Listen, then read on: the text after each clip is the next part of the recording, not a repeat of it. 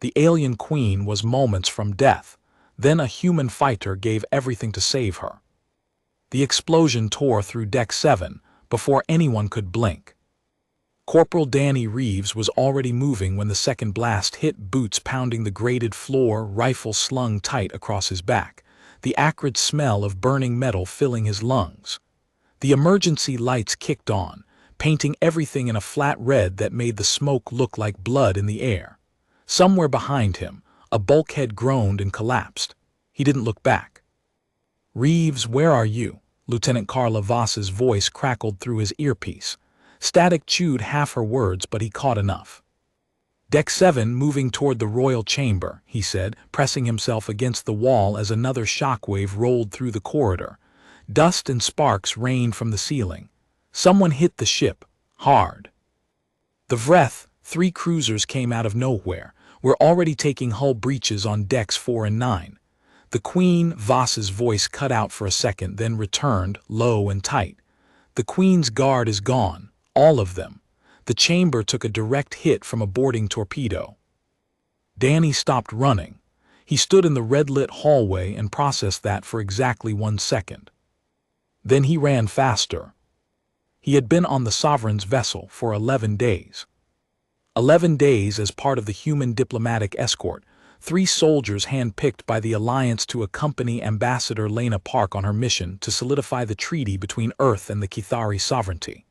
The mission had been going well. Cautiously, carefully well. The Queen, Sovereign Muriel, first of her name, ruler of 9 star systems, had been warming to the humans. She still watched them with those large, pale violet eyes like she was reading something written on their bones, but she had stopped leaving the room when they entered. That felt like progress. Now her guards were dead, her chamber was breached, and 3 enemy cruisers were tearing the ship apart from the outside.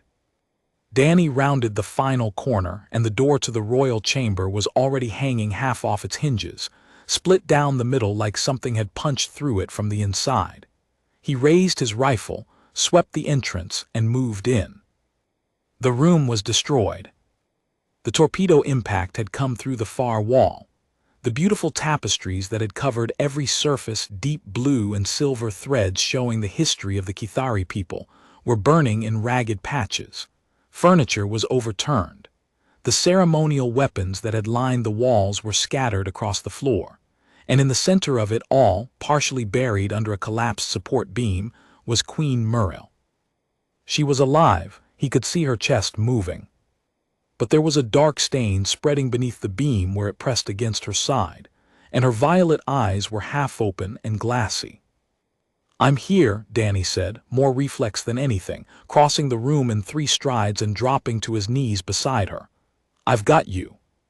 She looked at him. Something in her expression shifted, not fear exactly, more like resignation, like she had already decided how this ended. "Human," she said, her voice was barely above a breath. "You should not be here." "Yeah, you're probably right," he said, pressing 2 fingers against the side of the beam, testing its weight. "Heavy, way too heavy. But here I am." He got his shoulder under the edge of the beam and pushed. It did not move.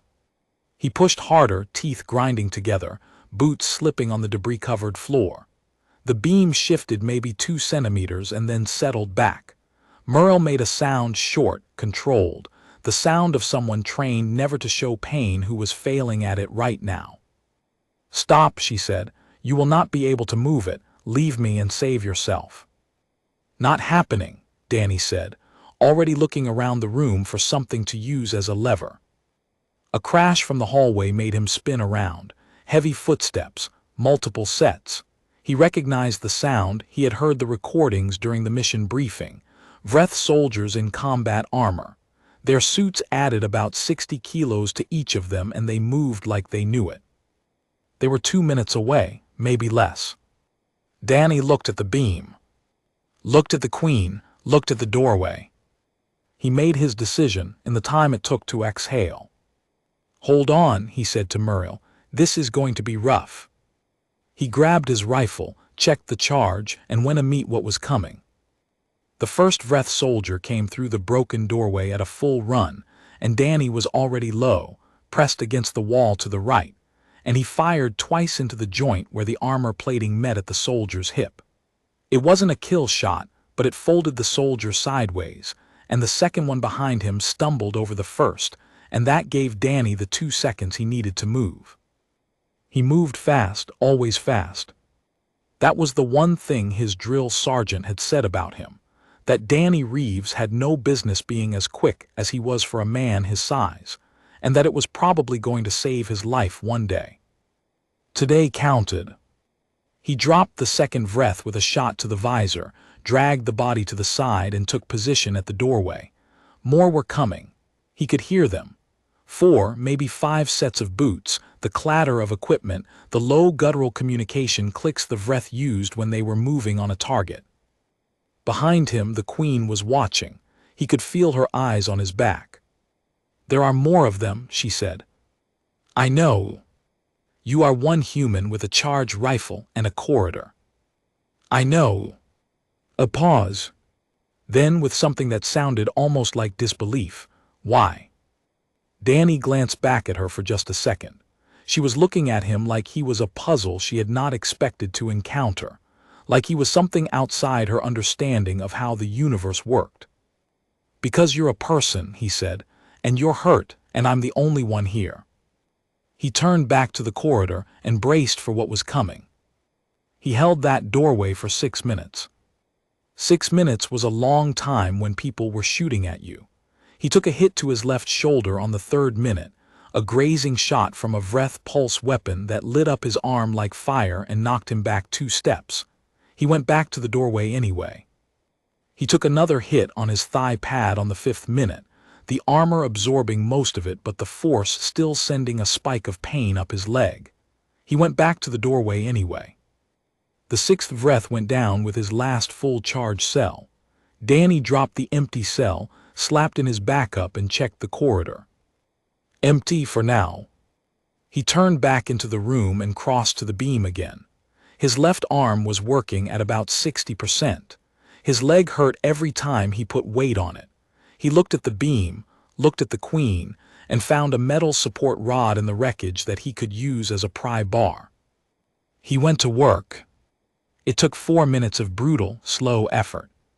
He got the rod under the edge, found a piece of broken furniture to use as a fulcrum, threw every bit of weight and strength he had onto it. The beam lifted. Not much, barely enough, but enough. "Move," he said through his teeth. "Move now." Merle moved.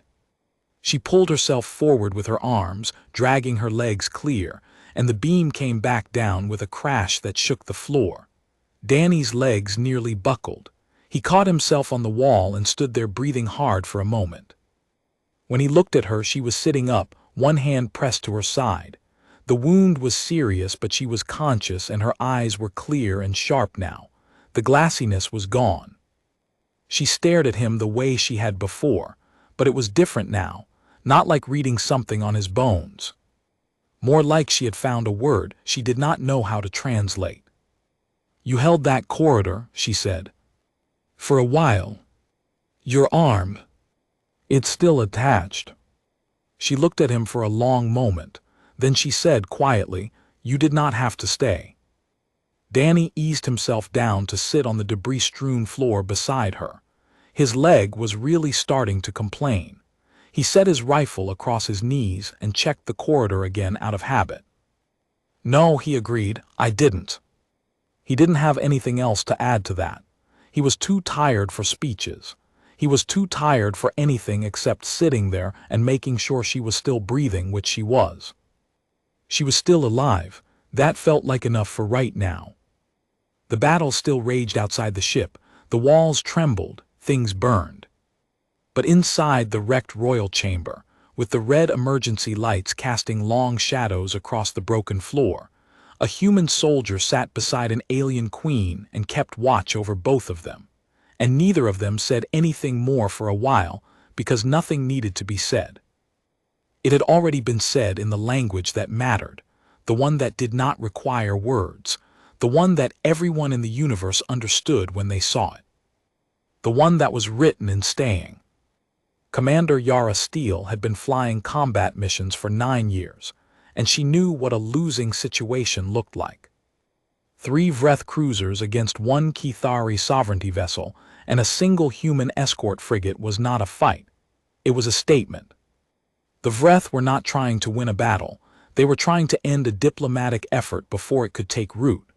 If the treaty between humanity and the Kithari sovereignty was signed, the balance of power in this sector would shift in ways that made the Vreth deeply, lethally uncomfortable. They had decided to solve the problem the direct way.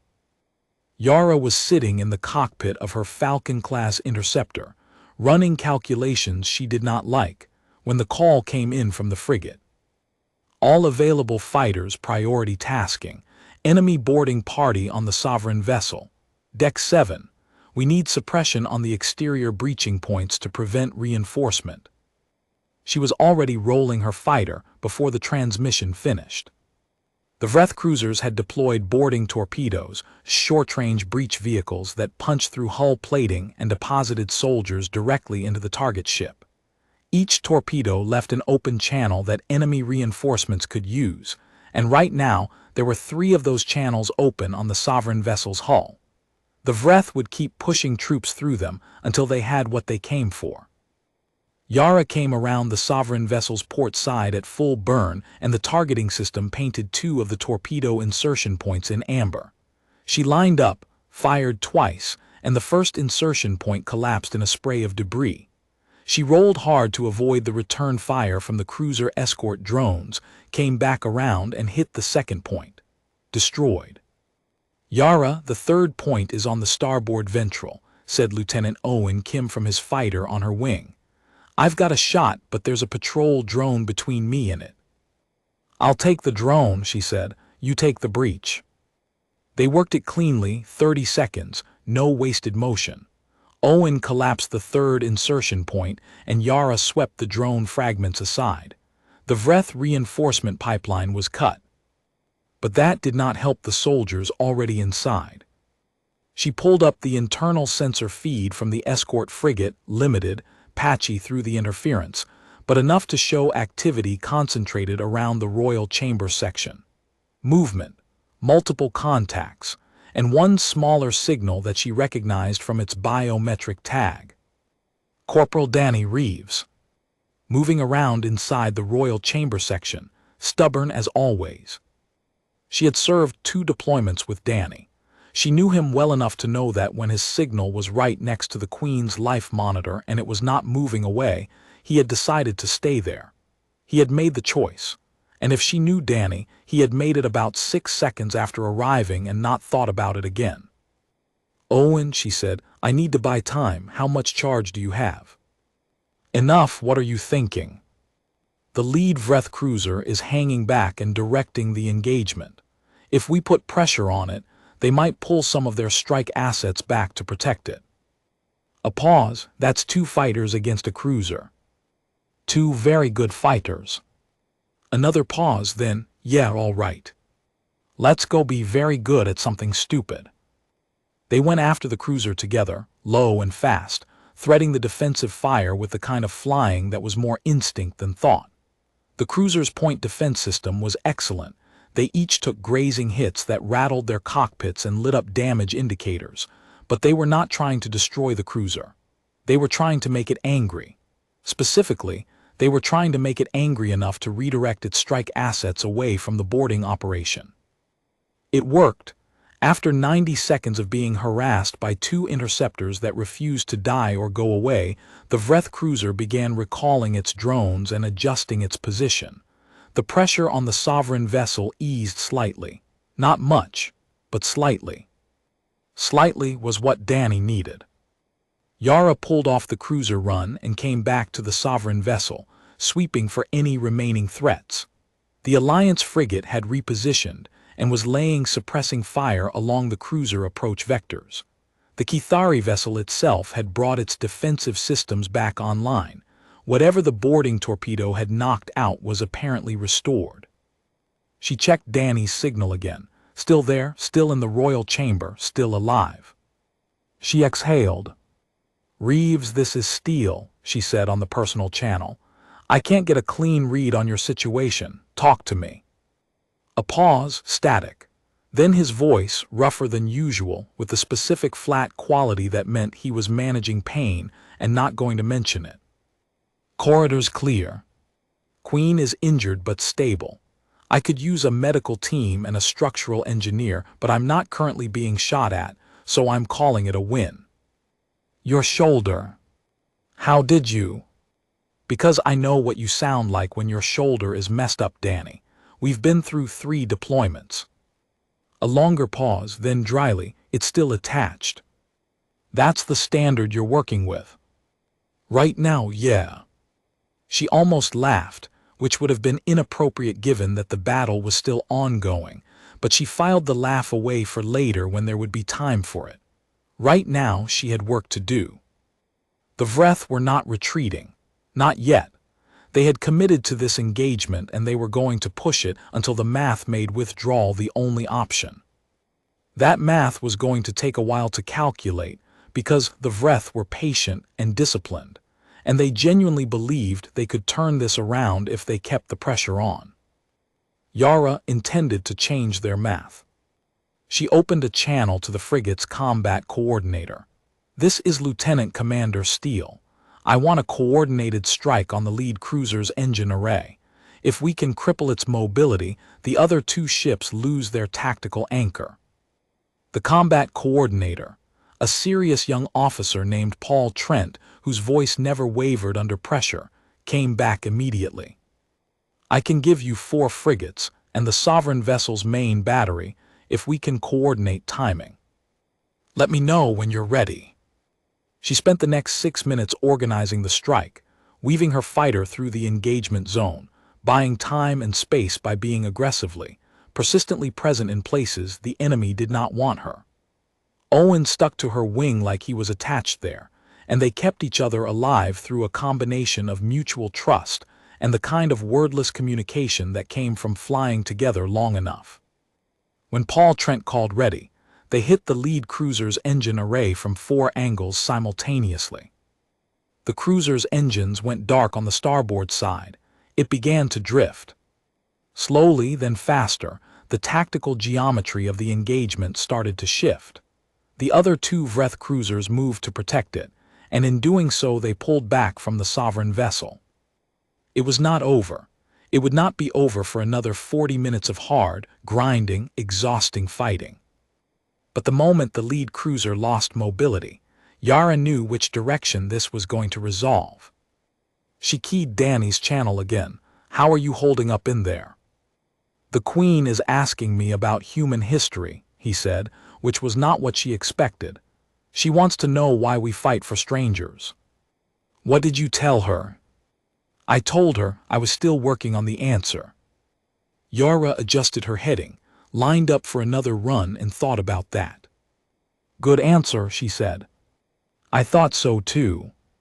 She rolled her fighter into the fight and did not say anything more because there was nothing more to say, and the work was still there to be done, and the work was what mattered, and she had always understood that better than almost anything else in her life.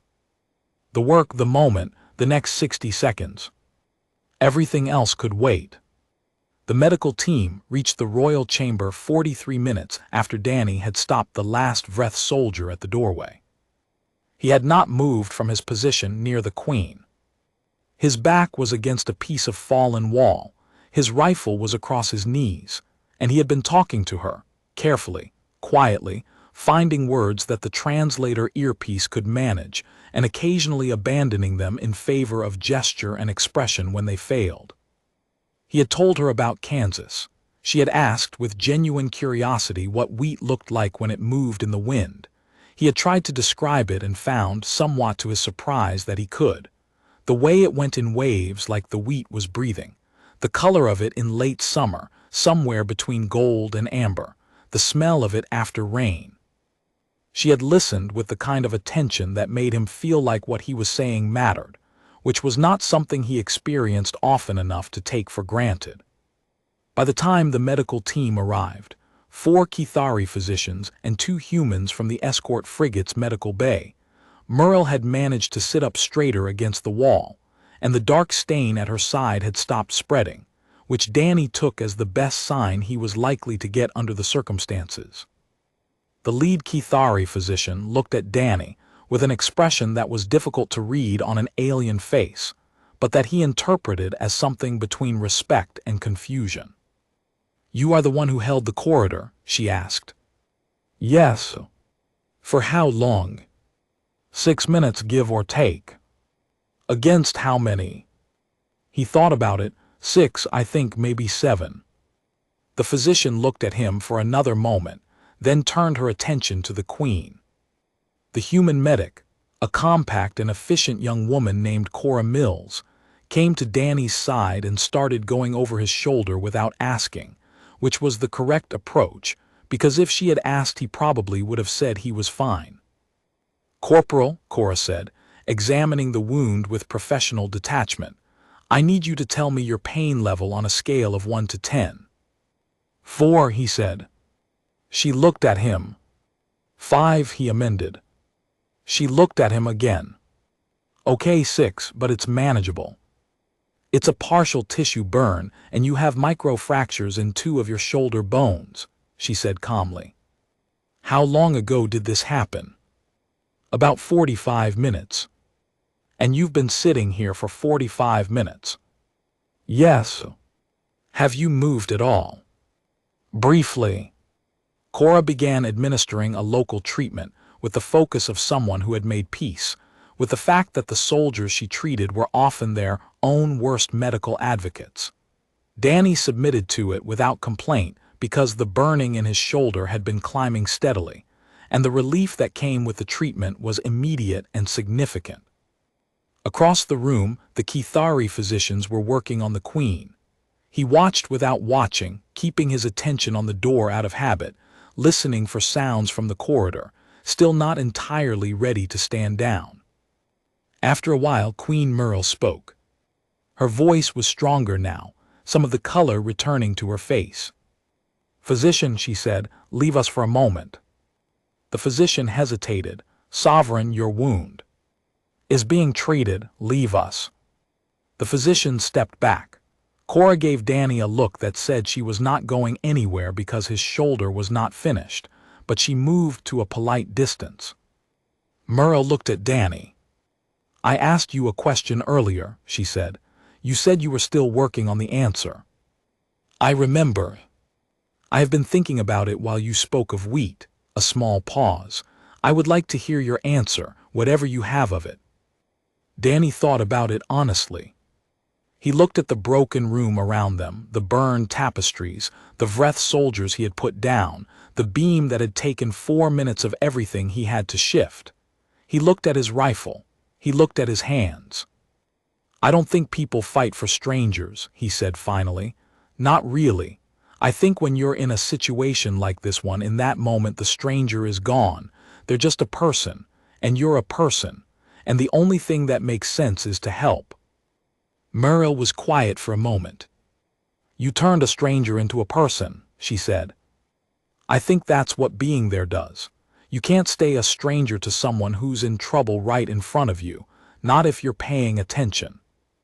Another silence. Then Merle said slowly, like she was translating something from a language that did not have direct equivalents. "Among my people there is a concept. I do not think your language has a precise word for it. It means the moment when a person's nature becomes visible, not their rank, not their history, their nature, who they are at the core, beneath everything they have built around themselves." She looked at him steadily.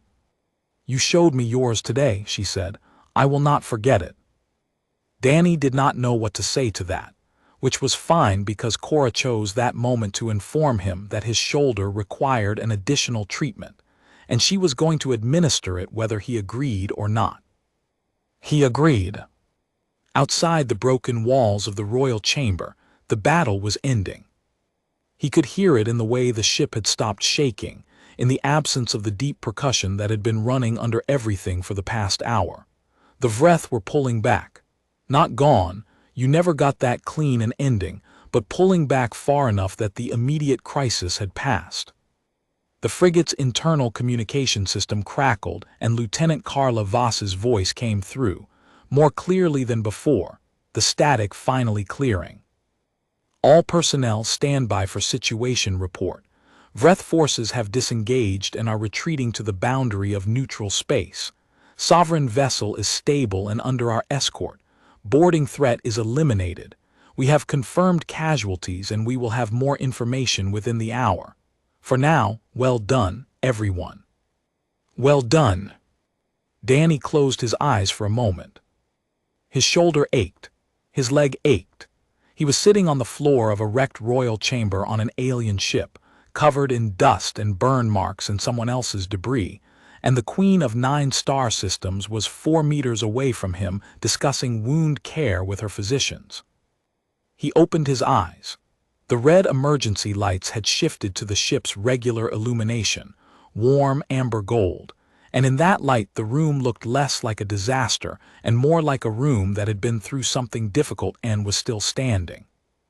He thought about wheat in summer, the way it moved. He thought still attached. He thought that was enough. 3 days later, when the sovereign vessel had been repaired enough to travel, and the diplomatic meetings had resumed in a conference room that smelled of something like vanilla and copper, Ambassador Lena Park sat down across from 2 of the Queen's senior advisors and tried to read their expressions. She could not read them. She was not sure she ever could. Kithari faces were expressive, but the expressions did not map neatly onto human equivalents, and after 11 days she was still occasionally mistaking their version of concern for their version of amusement. The lead advisor, a tall Kithari named Orville whose silver-blue scales reflected the light in patterns that shifted when he spoke, placed a data tablet on the table between them. "The Sovereign has made a decision regarding the treaty," he said. Lena kept her face neutral. Behind her, the 2 members of her support staff did the same. It was not easy. This was the moment the mission had been built toward, 3 months of preparation, 11 days of careful diplomacy, and now a decision from a queen who had been nearly killed in the middle of it all. "The terms as currently drafted are acceptable," Orville said. "She will sign." Lena let out a slow breath. "That is." "She has asked that one addition be made," Orville continued. "A single line." He slid the tablet closer. Lena looked at it.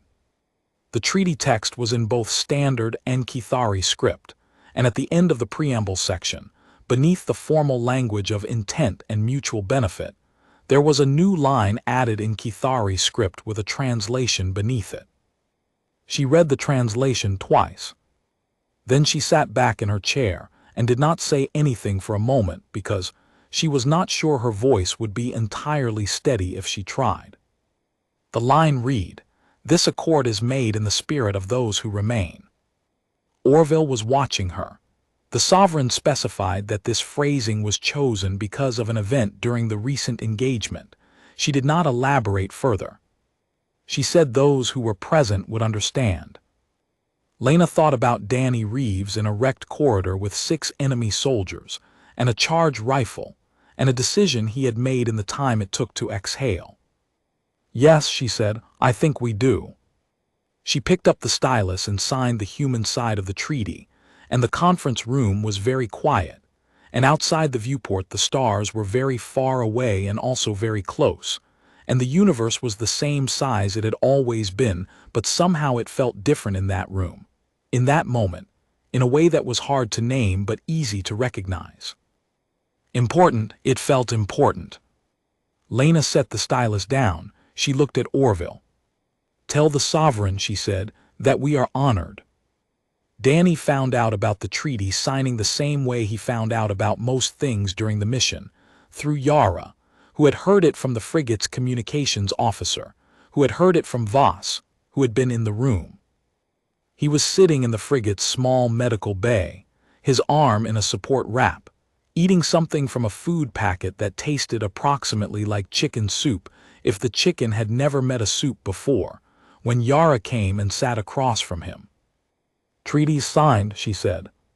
He looked up. "Yeah." Yeah, they're saying it was complicated, but the queen pushed it through herself. Whatever happened in that chamber shifted something. He thought about violet eyes and wheat fields, and the word for the moment when a person's nature becomes visible. Okay, he said. Yara watched him for a moment. You're not going to make a thing of this, are you? It's not my thing to make. You held a corridor for 6 minutes against 7 enemy soldiers with a messed up shoulder and a backup charge cell, and you saved the life of the leader of a 9-system sovereignty, which may have directly resulted in the most significant diplomatic achievement in about 40 years, and you're sitting here eating what appears to be a sad soup. Danny considered the food packet. It's not that sad. She sat back and looked at the ceiling and made a sound that was caught between a laugh and something more complicated. Then she looked at him again. The Queen asked about you, she said, through official channels, wanted to know your posting, your rank, your full name, all of it. What for? No one knows. Orville said it was a personal inquiry from the sovereign, and that was all the explanation they gave. Danny thought about that. He turned the food packet over in his good hand. She asked me about wheat, he said. Yara blinked. What? When we were waiting, she asked me to describe wheat, what it looks like when the wind moves through it. He looked at the food packet. I told her it goes in waves, like it's breathing. Yara was quiet for a moment. I think, she said slowly, that there are things that happen that change how the people involved understand the world. And I think sometimes those things are big battles, decisions, moments that get written into history. And sometimes they're small. A person staying, a description of wheat. Yeah, Danny said. And I think you did something important, whether you make a thing of it or not. He considered that. He ate another spoonful of the not-quite soup. Outside the viewport, the sovereign vessel was keeping pace with the frigate, its repaired hull gleaming in the light of the nearby star, its banners, deep blue and silver, moving in no wind at all, simply because they were designed to, because the Kithari believed that banners should always appear to move, should always appear alive. He thought about the Queen's face when the beam had lifted, the way she had pulled herself free, the decision in her eyes. He thought about staying. Hey, Yara, he said. Yeah. You and Owen pulled the Vreth cruiser away from the insertion points, bought me time. She shrugged. We did our jobs. You did a lot more than your jobs, and you know it. She looked at him for a moment with that expression she sometimes had, the one that was hard to name, but that he had always understood as the face she made when something mattered to her, but she was not going to say so directly. Yeah, she said. Well, you were in there alone. Not anymore. She picked up her own food packet and opened it, and they sat there in the small medical bay as the frigate moved through space, not saying much, not needing to. The stars outside the viewport doing what stars always did, burning quietly, being enormous, not caring at all about the small and important things happening just below them. The quiet went on for a while. It was a good quiet.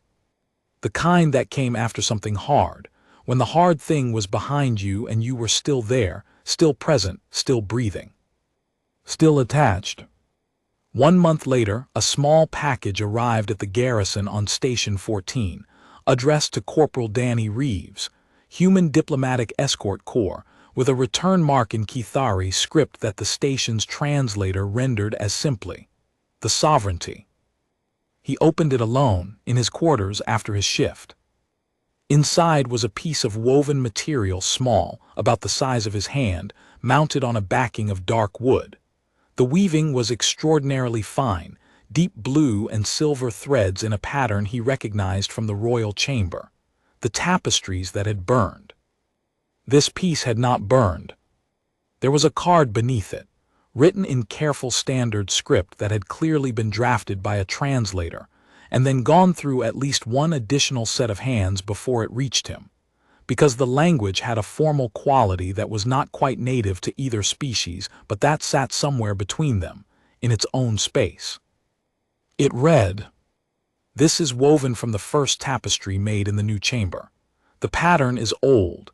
It has been used by my people for 12 generations to mark a debt that cannot be paid by any single action, that is instead paid by the ongoing act of remembering. We call it a holding thread. It is given only when one person has held something that another person could not hold alone. You held the corridor, you held the beam. But those were expressions of what you actually held, which was the time my life had left in it, when it was very nearly gone. I was told that in your language, gifts between strangers can be awkward, so I will simply say, this is not a gift. It is a recognition. It is me telling you that I know what you did and why you did it, and that I understand now something I did not understand before. In your description of wheat, the way it moves in waves, the way it appears to breathe, I heard something that your people understand about being alive that my people have sometimes forgotten. There is a grace in ordinary things. There is meaning in the small and the specific and the close at hand. You described wheat. Both of those things mattered equally. The tapestry program across the sovereignty has been restarted. I thought you should know. We had suspended it during the conflict years because it seemed like the wrong time for beauty. I have decided there is no wrong time for beauty. There is only time and what you choose to fill it with. Be well, human, eat well. Walk in places where wheat grows if you are able. It sounds like a fine thing to witness. First of her name. Danny sat on the edge of his bunk for a long while after he finished reading. He turned the holding thread over in his hands. The weaving was extraordinarily fine, more detailed than it appeared at first, with tiny figures worked into the pattern that he had not seen immediately. Figures that could have been anything. He thought they might be people. Moving or standing still, or perhaps simply present. He thought about wheat. He thought about the way it went in waves. He set the holding thread on the shelf above his bunk, next to the one photograph he kept with him, his mother's farm, eastern Kansas, golden and enormous and ordinary and everything. He looked at both of them for a while. Then he lay down and closed his eyes and thought that the universe was a strange place, which was true, and that it was full of things you could not have predicted, which was also true, and that sometimes the most important thing you did was simply be present in a place where being present mattered. He thought about the queen pulling herself free from under the beam, the decision in her eyes. He thought about Yara's voice on the radio, not anymore. He thought about wheat and banners that moved in no wind, and a treaty signed with a single added line, and the word for the moment when a person's nature becomes visible, and the word for a debt paid by ongoing remembrance, and the 10,000 words that humans and Kithari did not have for each other yet, but that they were, slowly and carefully and with great intention, beginning to build. He thought the building was the point. He thought the building was always the point. He slept, and the stars outside were what they always were, enormous and quiet and present, and on the shelf above him, a piece of woven blue and silver held a moment in its threads that no one would ever entirely be able to explain, and that did not need explaining because it was already complete, already whole, already exactly what it had been from the beginning. A person staying. A life held open. A place where wheat grew in waves, like breathing, in a world that was still in every way that mattered, worth the effort of describing.